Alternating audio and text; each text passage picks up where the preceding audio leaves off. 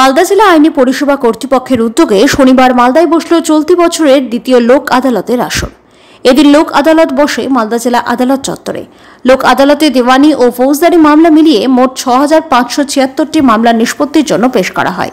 এই প্রসঙ্গে মালদা জেলা আইনি পরিষেবা কর্তৃপক্ষের সচিব প্রিয়াঙ্কা বোস জানান, লোক আদালত আইনি সমস্যা সমাধানের একটি বিকল্প উপায়, যেখানে আইনজীবী ছাড়াই সাধারণ মানুষের নিজেদের আইনি সমস্যার কথা আদালতের সামনে তুলে ধরতে পারেন।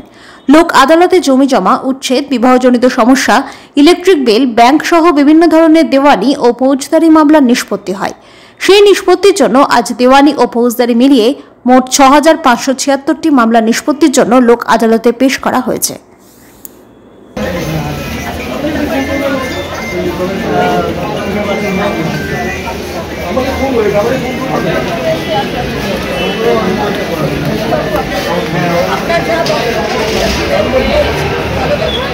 আজকে আমাদের দ্বিতীয় ন্যাশনাল লোক আদালত।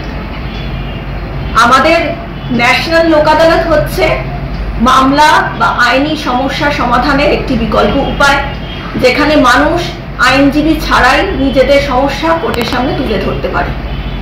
এখানে বিভিন্ন রকম মামলা নিষ্পত্তি করা হয়, যেমন ফৌজদারি মামলা, মোটর অ্যাক্সিডেন্ট ক্লেম, রেলওয়ের মামলা, bank matter, electricity matter, BSNL matter, বিবাহ সংক্রান্ত সমস্যা, জমি সংক্রান্ত সমস্যা, উচ্ছেদের মামলা, বিভিন্ন রকম ফৌজদারি ও দেওয়ানি মামলা এখানে নিষ্পত্তি করা হয়।